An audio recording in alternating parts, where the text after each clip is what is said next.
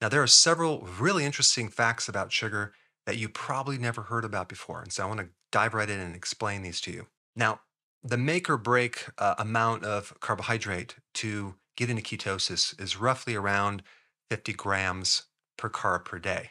Now, that's a rough estimate. It could be a little bit more, could be a little bit less, depending on your metabolism. But what does this mean, 50 grams of carbohydrate? Is it 50 grams of sugar?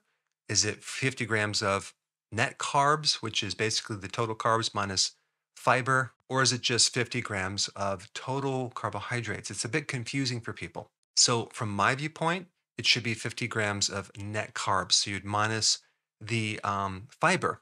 But there's a huge difference between consuming 50 grams of sugar, okay, carb, or just 50 grams of just net carbs in general. But of course, you might have this question like, if it's not sugar and it's not fiber, what type of carb is it? And the answer for that is a starch. And a starch is just a series of sugar molecules connected together. But if we look at 50 grams of carbohydrates from sugar, that would be equivalent to a 12-ounce soda, specifically the orange soda. That has like roughly about 49 to 50 grams of pure sugar, right? That's the carbohydrate that's in that. Now, if we compare that to 50 grams of net carbs from vegetables like salad carbohydrates, it's a little bit more than 12 ounces. It's actually 42 cups of salad, which is 3,125 grams.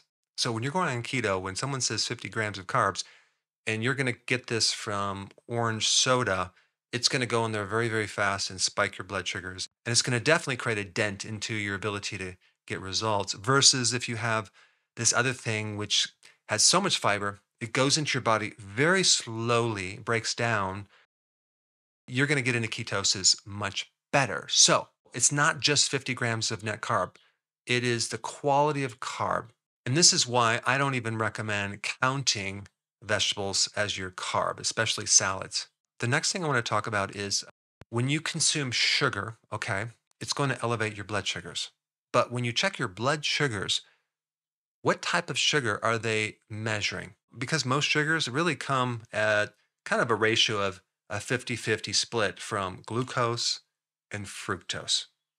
So that would be table sugar, beet sugar, honey, that would be coconut sugar, the sugar in fruit, but it's roughly like a 50-50 split between glucose and fructose. Now, when you get your blood sugars checked, they're going to look just at the glucose, right? Because fructose doesn't really increase the blood sugars by that much, maybe a small percentage. It's mainly the glucose. So when you consume like 100 grams of table sugar, only half of that is going to end up as raising your blood sugars. The other half goes right to your liver.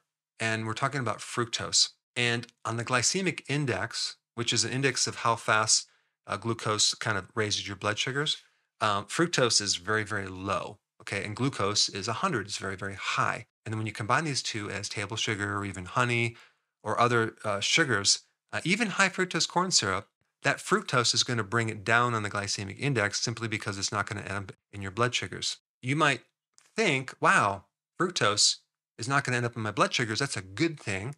I should consume more fructose. But here's what you might not realize. The only organ that can really deal with this fructose is the liver.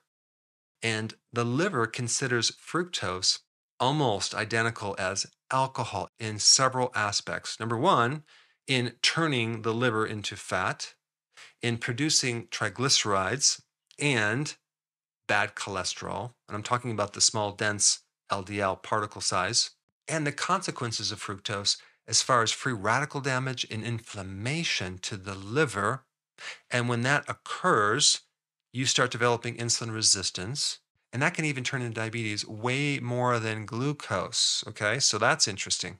So even though fructose doesn't raise your blood sugars, it creates other issues. Now, there's also an additional sugar called the agave nectar, which is not a 50-50 split of fructose and glucose.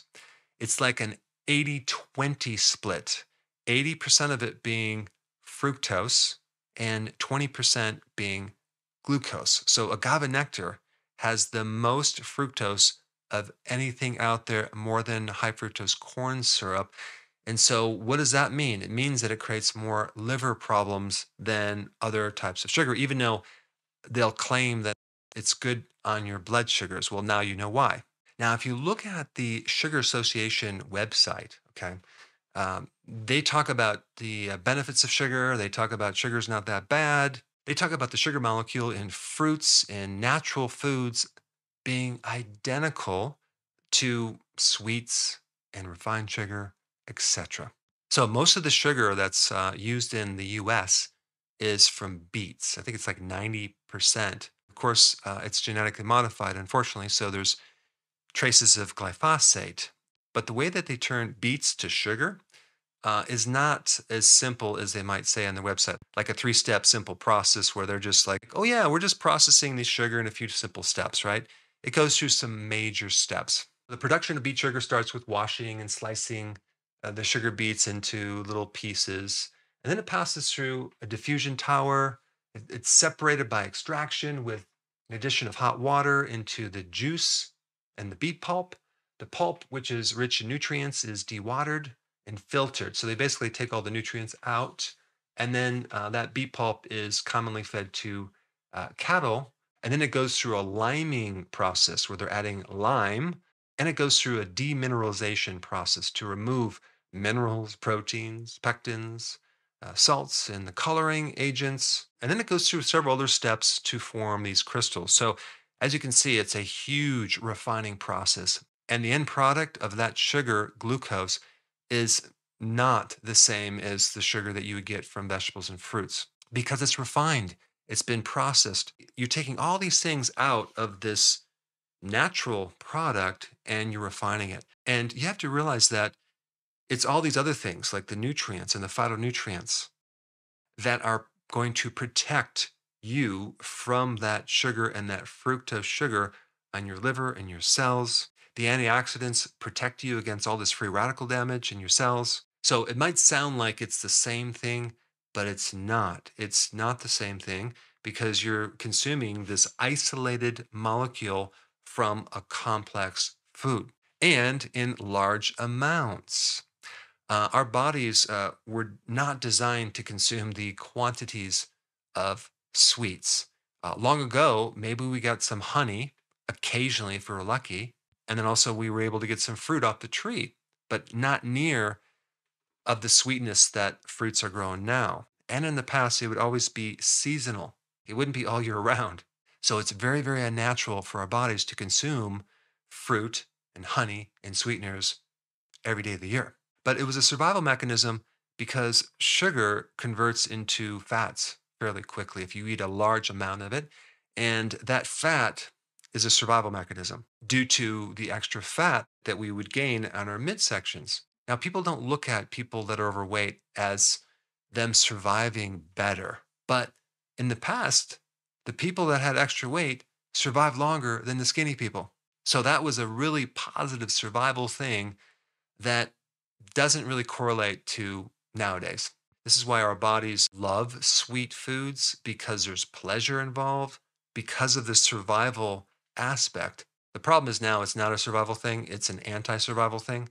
And so a little bit of honey and a little bit of fruit might be okay, but not at the amounts that we're doing nowadays. The other interesting thing about glucose is that the chemistry is very similar to vitamin C. You might have not known that before either, which means that they're competitive to a certain degree. If you're consuming sugar, your body will not absorb the vitamin C at the same time. So, if given the choice, the body will take the sugar over the vitamin C. And one really good way to know if you're deficient in vitamin C is that if you have like spongy gums or gums around your teeth are bleeding when you brush your teeth, that's like a mild version of scurvy because we need vitamin C for the capillary strength because the collagen in the capillaries, and you have these gums that are just rich in these capillary beds. Now, if you want some really good ideas for alternatives to sugar, you should probably watch this video right here.